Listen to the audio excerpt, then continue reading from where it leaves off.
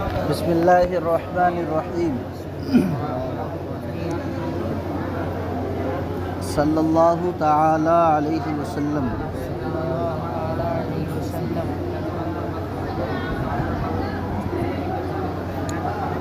گزشتہ سبق میں انہوں نے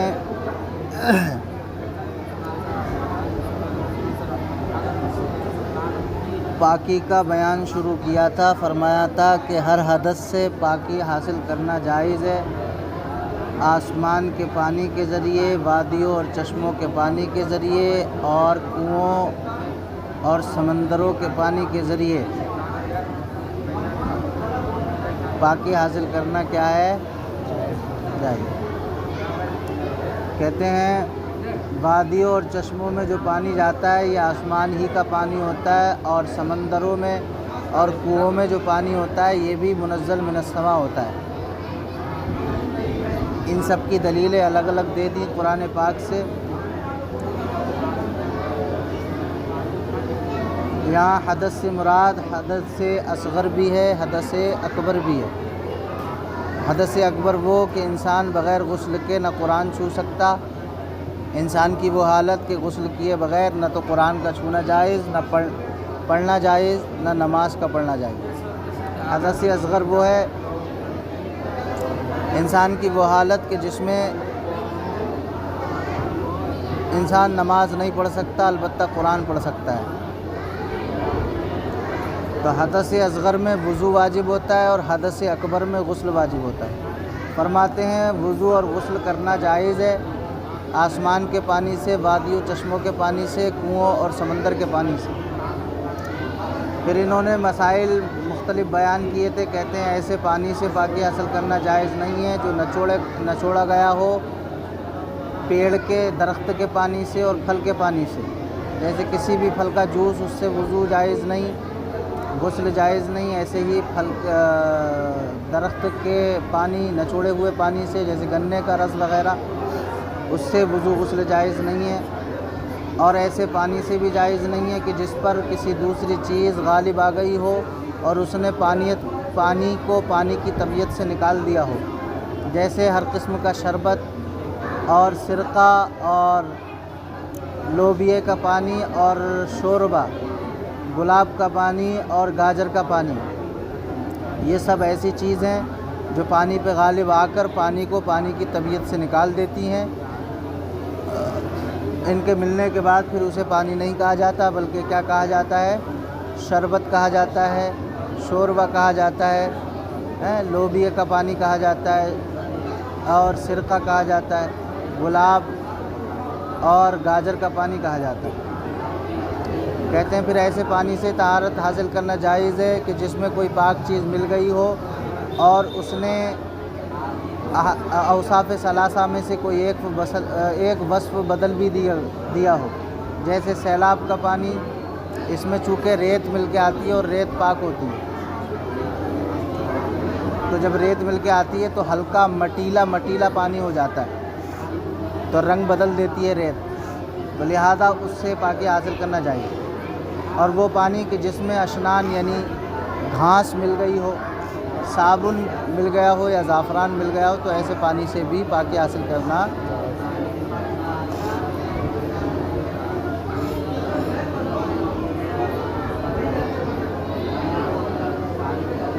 سمجھ گئے بات کو؟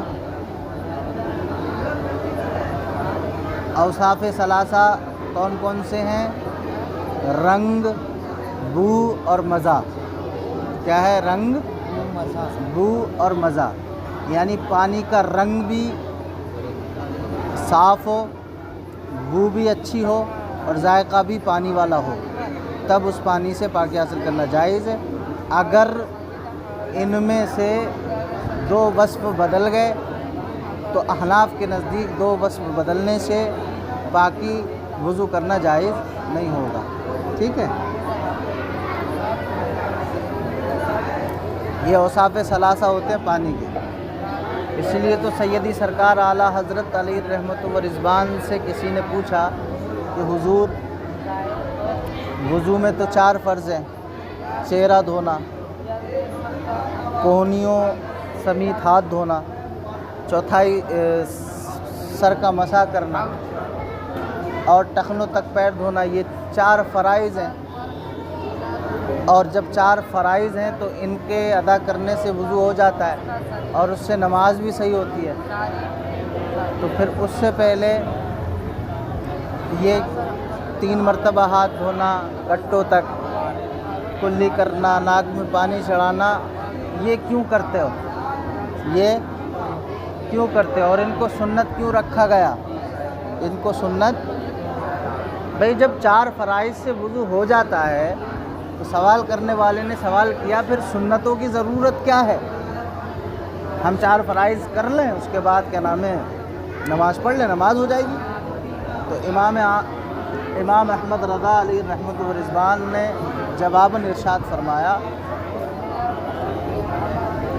कि बात आपकी ठीक है, 4 फ़राइज़ से भी वज़ू हो जाएगा और नमाजी नमाज पढ़ लेगा, उसकी नमाज भी हो जाएगी। हम उसके नमाज ना होने का फ़तवा नहीं देते, बल्कि हुजूर की हर सुन्नत में कोई ना कोई हिकमत है। हुजूर की कोई ना कोई, जैसे ये वहाबी सिर्फ 4 फ़र्ज़ अदा करके क्या करते हैं, नमाज़ पढ़ लेते हैं, कभी कभी पूरा वज़ू करते हैं सुन्नत के साथ, क्योंकि 3 मरतबा हाथ धोना भी सुन्नत, 3 मरतबा कुल्ली करना भी सुन्नत, नाक में पानी डालना भी सुन्नत है। हर उज़्व को 3-3 मरतबा धोना भी सुन्नत, 1-1 मरतबा धोना फ़र्ज़ है 4 उज़्व को, समझ रहे हैं। बाकी 3-3 मरतबा धोना क्या है? फरमाते हैं हम सुन्नत इसलिए अदा करते हैं फ़र्ज़ से पहले कि देखें जब हम हाथ धोते हैं तो हमें पता लग जाता है पानी ठंडा है या गर्म है, ज़्यादा ठंडा या ज़्यादा गर्म तो नहीं है। ठंड में ज़्यादा ठंडा बर्दाश्त नहीं होगा चेहरे को, क्योंकि खाल नाजुक होती है, और गर्मी में गर्म ज़्यादा बर्दाश्त नहीं होगा, समझ रहे हैं। और कुल्ली हम इसलिए करते हैं ताकि हमें पानी का जायका पता चल जाए कि पानी वज़ू के लायक है या नहीं। और नाक में पानी इसलिए चढ़ाते हैं कि हमें बू का पता चल जाता है कि पानी बदबूदार तो नहीं है, जिससे वज़ू नाजायज़ हो। फरमाया हुजूर की हर सुन्नत में हिकमत है, लिहाजा जो वज़ू करने से पहले इन सुन्नतों को अदा करेगा तो वो सही पानी का इंतखाब करके उससे सही वज़ू करेगा। और आपने अगर 4 फ़र्ज़ करे तो उसमें पता नहीं लग पाएगा कि कौन सा वस्फ़ बदला है, कौन सा नहीं बदला। तो हुजूर की हर सुन्नत में हिकमत है। सैयदी आला हज़रत देखें, फरमाते हैं वकुल्लु माइन दाइमिन, और हर ठहरा हुआ पानी, दाइम माने ठहरा हुआ, हर ठहरा हुआ पानी इज़ा वक़अत फ़ीही नजासतुन, कि जब उसमें नजासत गिर जाए, लम यजुज़िल वज़ू अबिही, लम यजुज़िल वज़ू बिही, तो उससे वज़ू करना जायज़ नहीं होगा। हर वो पानी जो ठहरा हुआ हो, ठहरे हुए पानी में अगर नजासत गिर जाए तो उससे वज़ू करना जायज़ नहीं है। फरमाते हैं कलीलन काना औ कसीरन, चाहे वो पानी थोड़ा हो या ज़्यादा हो, अगर उसमें नजासत गिर जाए और पानी ठहरा हुआ हो तो उससे वज़ू करना जायज़ नहीं है। दलील देते हैं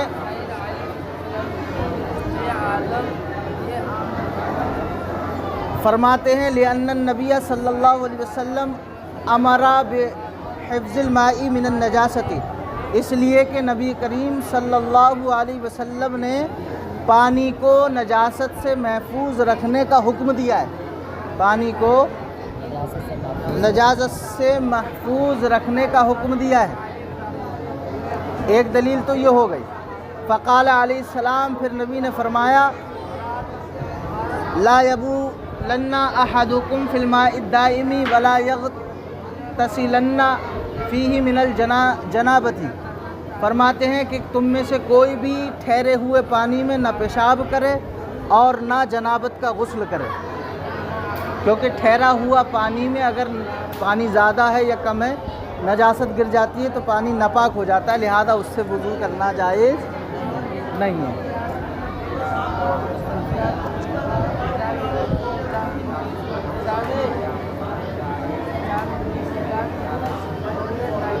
سمجھ گئے؟ یہ دلیلیں ہیں کس کی؟ ٹھہرے ہوئے پانی میں اگر نجاست گر جائے تو پانی پاک ہوتا ہے یا ناپاک؟ احناف کہتے ہیں پانی ناپاک ہو جاتا ہے، چاہے پانی تھوڑا ہو یا زیادہ ہو۔ امام مالک کا اس میں اختلاف ہے۔ امام مالک فرماتے ہیں کہ ٹھہرا ہوا پانی اگر اس میں نجاست گر جائے تو پانی ناپاک نہیں ہوگا جب تک کہ اس کے اوصاف ثلاثہ میں سے کوئی وصف نہ بدلے، جب تک اس کا اثر ظاہر نہ ہو، جب تک امام مالک کیا کہتے ہیں، پانی ناپاک نہیں ہوگا۔ اگر نجاست گر گئی مائع دائم میں اور اس کا اثر ظاہر بھی نہ ہوا تو پانی پاک ہے، اور اگر نجاست کا اثر ظاہر ہو گیا تو پانی ناپاک ہے۔ امام مالک فرماتے ہیں، دلیل دیتے ہیں، نبی کریم صلی اللہ تعالیٰ علیہ وسلم سے کسی نے سوال کیا بئر بضاعہ کے بارے میں، بئر بضاعہ کے بارے میں۔ وہ ایک کنواں تھا اور کنویں میں پانی ٹھہرا ہوا ہوتا ہے، اس میں نجاست گر جائے تو پانی ناپاک ہوگا یا پاک ہوگا؟ نبی سے سوال کیا کسی نے، صحابی نے۔ صحابہ نے حضور سے سوال کیا، یا رسول اللہ بئر بضاعہ میں اگر نجاست گر جائے تو پانی ناپاک ہوگا یا نہیں ناپاک ہوگا؟ ترمذی کی حدیث ہے، نبی نے فرمایا اذا کان الماء لا ينجس شیء، نبی فرماتے ہیں کہ بئر بضاعہ کا پانی پاک ہے اور اس کو کوئی چیز ناپاک نہیں کر سکتی۔ بئر بضاعہ کا پانی پاک ہے، اسے کوئی چیز ناپاک نہیں کر سکتی۔ امام مالک فرماتے ہیں کہ نبی کا صاف کہ پانی، اور یہ حدیث جو ہے مطلق ہے، یہ ٹھہرے ہوئے پانی پہ اس کا اطلاق ہوتا ہے، چاہے پانی تھوڑا ہو یا زیادہ ہو، اس میں کوئی صراحت نہیں ہے۔ تو نبی نے فرمایا پانی میں کہ جب پانی اس کو کوئی نجاست، کوئی شے ناپاک نہیں کر سکتی۔ امام مالک کہتے ہیں، ان کی دلیل ہے۔ اس کی طرف سے جواب دیتے ہیں، کہتے ہیں یہ آپ نے جس حدیث سے استدلال کیا ہے ترمذی کی، یہ حدیث بئر بضاعہ کے بارے میں ہے، اور بئر بضاعہ کا پانی چونکہ باغوں میں اور فصلوں میں جاری رہتا تھا، لہٰذا اس کے لیے دلیل بنانا، اس کو دلیل بنانا مائع دائم کے لیے یہ صحیح نہیں ہے، کیونکہ بئر بضاعہ کا پانی ٹھہرا ہوا نہیں تھا بلکہ جاری رہتا تھا باغوں میں اور کھیتوں میں، تاکہ اس فصل میں پانی لگے اور فصل اگے ہر موسم کی۔ تو اور بات چل رہی ہے مائع دائم میں اگر نجاست گر جائے تو پانی پاک ہو گیا ناپاک، تو لہٰذا امام مالک کا اعتراض کرنا، یہ کہنا کہ پانی ناپاک نہیں ہوتا جب تک اثر ظاہر نہ ہو، اور دلیل دیتے ہیں بئر بضاعہ والی، ان کا یہ دلیل دینا صحیح نہیں۔ احناف، اسے پانی لا دو، پانی۔ احناف کہتے ہیں کہ مائع دائم میں اگر نجاست گر جائے تو پانی ناپاک ہو جاتا ہے، اس سے وضو جائز نہیں ہے، چاہے پانی تھوڑا ہو یا زیادہ ہو۔ دلیل، نبی نے فرمایا کہ پانی کو نجاست سے محفوظ رکھنے کا نبی نے حکم دیا ہے کہ پانی کو نجاست سے محفوظ رکھو، اس میں کوئی بھی نجاست نہ پڑنے پائے۔ اور دوسری دلیل، نبی نے فرمایا کہ تم میں سے کوئی بھی ٹھہرے ہوئے پانی میں پیشاب نہ کرے اور نہ ہی اس میں جنابت کا غسل کرے۔ اگر جنابت کا غسل کرے گا تو ظاہر ہے جو غسل کے پانی نیچے گرے گا وہ کنویں میں جائے گا، تو پانی ویسے ہی ناپاک ہو جائے گا مائع دائم میں۔ تو یہ احناف کی دلیل۔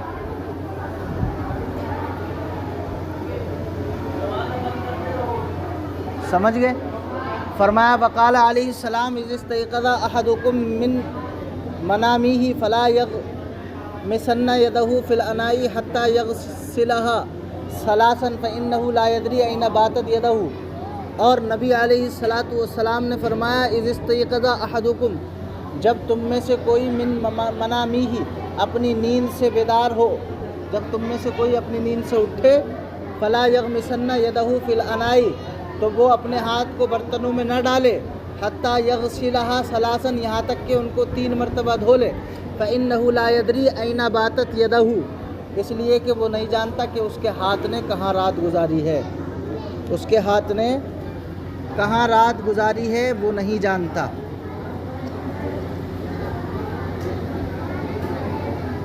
سمجھ میں بات آ گئی؟ امام مالک کا اس میں اختلاف ہے کہ امام مالک کہتے ہیں مائع دائم میں اگر نجاست گر جائے تو پانی ناپاک اس وقت تک نہیں ہوگا جب تک کہ نجاست کا اثر اس میں دکھائی نہ دے، ظاہر نہ ہو. نجاست کا اگر ظاہر ہو گیا تو پانی ناپاک، اور ظاہر نہیں ہوا تو پانی پاک ہے. دلیل دیتے ہیں بیر بدا والی، فرماتے ہیں ان الماء طہور لا ينجس شیء، کہ بے شک پانی پاک ہے اور اسے کوئی بھی چیز ناپاک نہیں کر سکتی. اس کا جواب ہم نے کیا دیا تھا کہ آپ کی پیش کردہ روایت یہ بیر بدا والی، یہ پیش کردہ جو روایت ہے یہ بیر بدا کے حق میں وارد ہوئی ہے، اور بیر بدا کا پانی جو تھا وہ باغوں میں اور کھیتوں میں چلتا رہتا تھا. تو اب یہ مائع دائم کے حکم میں نہیں ہوگی، یہ مائع جاری کے حکم میں حدیث ہے، لہٰذا اس سے استدلال کرنا جائز نہیں. سمجھ گئے بات کو؟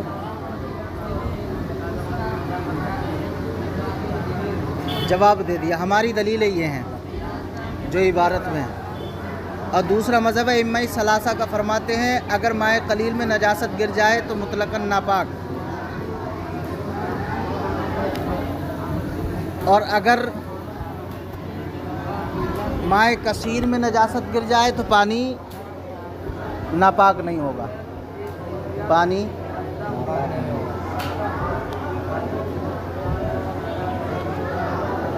ائمہ ثلاثہ کہتے ہیں، یعنی امام اعظم ابو حنیفہ، امام شافعی اور امام احمد بن حنبل، کہ اگر مائع قلیل میں پانی گر جائے تو پانی مطلقاً سب کے نزدیک ناپاک ہوگا، تینوں کے نزدیک. اور اگر پانی مائع کثیر میں گرے تو پانی ناپاک، وہ نجاست مائع کثیر میں اگر گرے تو پانی ناپاک نہیں ہوگا.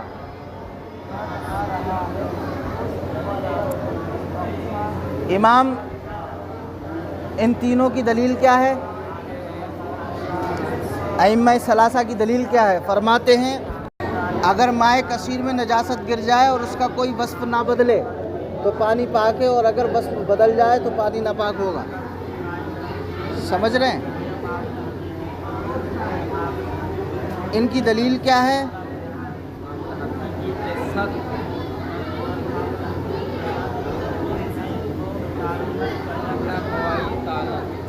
حضرت عبداللہ ابن عمر کی روایت ہے کہ جس میں صحابہ نے نبی کریم صلی اللہ علیہ وسلم سے پانی کے متعلق سوال کیا کہ جس میں درندے وغیرہ منہ ڈال دیا کرتے ہیں، تو آپ نے فرمایا اذا کان الماء قلتین لم يحمل الخبث، کہ جب پانی 2 کلوں کے برابر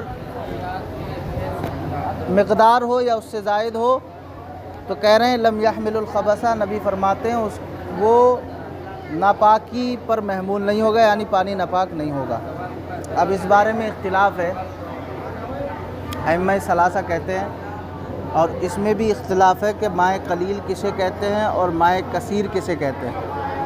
تو حنابلہ اور شوافع کہتے ہیں کہ مائع قلیل وہ ہے جو 2 کلوں سے کم ہو، 2 مٹکوں سے کم ہو، وہ مائع قلیل ہے، اس میں نجاست گر گئی تو پانی ناپاک.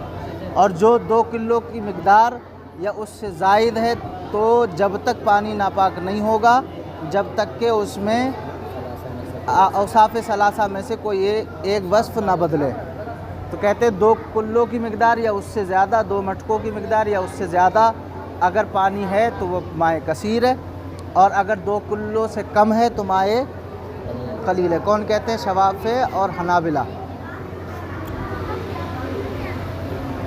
دلیل کیا دیتے ہیں؟ کہتے ہیں نبی نے فرمایا اذا کان الماء قلتین لم يحمل الخبث، کہ جب پانی 2 کلوں کی مقدار ہوگا، جب پانی کیا ہوگا 2 کلوں کی 2 مٹکوں کی مقدار ہوگا، لم يحمل الخبث، تو پانی ناپاک نہیں ہوگا. تو حنابلہ اور شوافع کے نزدیک مائع کثیر اگر 2 کلے ہوں یا اس سے زائد ہو تو وہ مائع کثیر ہے.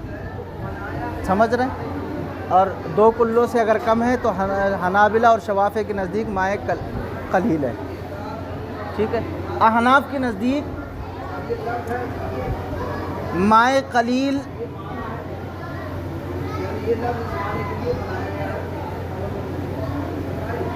احناف کہتے ہیں کہ مائع قلیل چونکہ متعین نہیں ہے احناف کے نزدیک، اس لیے وہ کہتے ہیں کہ مبتلا بہی کی رائے پر موقوف ہوگا۔ اگر مبتلا بہی کی رائے یہ پانی پر مائع قلیل کی ہے تو پانی مائع قلیل ہوگا، اور ان کی رائے اگر مائع کثیر پر ہے تو مائع کثیر۔ اس میں مائع قلیل کی تو متعین نہیں ہے، لیکن امام اعظم فرماتے ہیں کہ اگر مائع کثیر وہ ہے، امام اعظم فرماتے ہیں کہ ایک طرف سے نجاست ایک طرف سے پڑ جائے تو دوسری طرف اس کا اثر ظاہر نہ ہو، وہ مائع کثیر ہے، اور اگر ایک طرف نجاست پڑی اور دوسری طرف اثر ظاہر ہو گیا تو وہ مائع قلیل ہے۔ امام اعظم کیا فرماتے ہیں؟ ایک طرف نجاست پڑی، ہاں، مبتلا بہی کی رائے پر موقوف ہے، مائع قلیل متعین نہیں ہے۔ وہ کہتے ہیں کہ اگر ایک طرف نجاست پڑ گئی، احناف کہتے ہیں، اور اس کا اثر دوسری جانب ظاہر ہو گیا تو وہ مائع قلیل ہے، اور اگر ایک طرف نجاست پڑنے سے دوسری طرف اثر ظاہر نہ ہوا تو وہ مائع کثیر ہے۔ امام اعظم امام ابو یوسف کا ایک قول ہے، فرماتے ہیں ایک جانب حرکت دینے سے اگر دوسری جانب حرکت آ جائے پانی میں تو وہ مائع قلیل ہے، اور اگر ایک جانب حرکت دینے سے دوسری جانب حرکت نہ ہو تو وہ مائع کثیر ہے۔ اگر حرکت ہو جائے ایک جانب، آپ نے ادھر کا پانی ہلایا ادھر کا بھی ہلنے لگا تو یہ کیا ہے؟ مائع قلیل۔ اور اگر ایک جانب آپ نے پانی میں حرکت دی اور دوسری جانب حرکت ظاہر نہ ہوئی تو وہ مائع کثیر ہے، امام ابو یوسف کے قول کے۔ ایک قول امام محمد کا، امام محمد فرماتے ہیں اگر ایک طرف نجاست گر گئی اور اس نے اوصاف ثلاثہ میں سے ایک طرف کو تبدیل کر دیا کوئی ایک وصف، اور اگر دوسری طرف بھی وصف تبدیل ہوا تو وہ مائع قلیل ہے، اور اگر ایک سمت کا اوصاف تبدیل ہوئے ہیں دوسری سمت کے نہیں ہوئے ہیں تو آپ دوسری سمت سے وضو کرنا جائز ہے، اس سمت کو چھوڑ کے دوسرے۔ یہی امام اعظم کے نزدیک کہ اگر نجاست ایک سمت گری اور وہاں اثر ظاہر ہو گیا تو وہ پانی تو ناپاک ہے، لیکن دوسری طرف اگر اثر ظاہر نہ ہوا تو وہاں سے وضو آپ کر سکتے ہیں، وہ مائع کثیر ہے۔ ٹھیک ہے، سمجھ گئے؟ حنابلہ اور شوافع نے جو دلیل دی ہے اذا کان الماء طہور، وہ اذا کان الماء قلتین لا یحمل الخبث، کہ جب پانی 2 کلوں کی مقدار ہو تو وہ ناپاک نہیں ہوگا، یہ دلیل دی تھی انہوں نے اپنے مذہب کے مطابق۔ فرماتے ہیں کہ اس حدیث میں اضطراب ہے، اس حدیث میں کیا ہے؟ آپ نے جو دلیل پیش کی ہے وہ اس لیے کہ 2 مٹکے کہیں 2 مشکیزے کے برابر ہوتے ہیں، کہیں 3 مشکیزے کے برابر ہوتے ہیں 2 مٹکے، کہیں 4 مشکیزے کے برابر ہوتے ہیں، کسی علاقے میں 5-6 کے برابر ہوتے ہیں، لہٰذا متعین نہیں ہے تو کلوں کا اعتبار نہیں کیا جائے گا، کلوں کا اعتبار، اس میں اضطراب ہے، اور جس حدیث میں اضطراب ہو اس کو دلیل نہیں بنایا جاتا، لہذا دلیل ہماری قوی ہے کہ اگر ایک طرف حرکت دینے سے دوسری طرف حرکت آ جائے تب تو مائع قلیل ہے، اور اگر ایک طرف حرکت دینے سے دوسری طرف حرکت نہ آئے تو مائع کثیر۔ ٹھیک ہے، یہ مذہب اور دلیل ہماری لأن النبی صلی اللہ علیہ وسلم، پہلی دلیل یہ ہے، اور دوسری دلیل لا یبولن احدکم من الماء الدائم ہے۔ ٹھیک ہے، فرماتے ہیں وقال علیہ السلام، اور نبی علیہ السلام نے فرمایا اذا استيقظ احدکم من منامہ فلا یغمسن یدہ فی الاناء، اور تم میں سے کوئی بھی اپنی نیند سے اٹھے تو وہ اپنے ہاتھوں کو برتنوں میں نہ ڈالے، اس لیے کہ یہاں تک کہ وہ 3 بار دھو لے، فإنہ لا یدری این باتت یدہ، اس لیے کہ وہ نہیں جانتا کہ اس کے ہاتھ نے رات کہاں گزاری۔ وأما الماء الجاری اذا وقعت فیہ نجاست، اور رہا وہ پانی کہ وہ مائع جاری، وہ پانی جو جاری ہو، بہتا ہوا پانی، اذا وقعت فیہ نجاست، جب اس میں نجاست گر جائے، جاز الوضوء منہ، تو اس سے وضو کرنا جائز ہے، کیونکہ نجاست کسی پانی میں اگر جاری پانی میں گر جائے تو وہ پانی کو ناپاک نہیں کرتی۔ کیوں؟ اس لیے کہ ناپاکی یہ پانی کے بہاؤ کے ساتھ نہیں ٹھہر سکتی۔ نجاست گر گئی، اب پانی بہہ رہا ہے تو نجاست بہہ جائے گی، لہٰذا وہاں نہیں ٹکے گی۔ اسی وجہ سے بہتے ہوئے پانی میں اگر نجاست گر جائے تو اس سے وضو کرنا جائز ہوگا سب کے نزدیک، ٹھیک ہے۔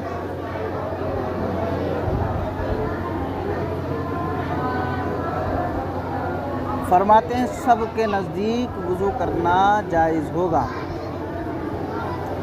کیونکہ مائع جاری میں نجاست ٹھہرتی نہیں، اور جب نجاست ٹھہرے گی نہیں تو پھر وہ اثر کو ظاہر بھی نہیں کر پائے گی۔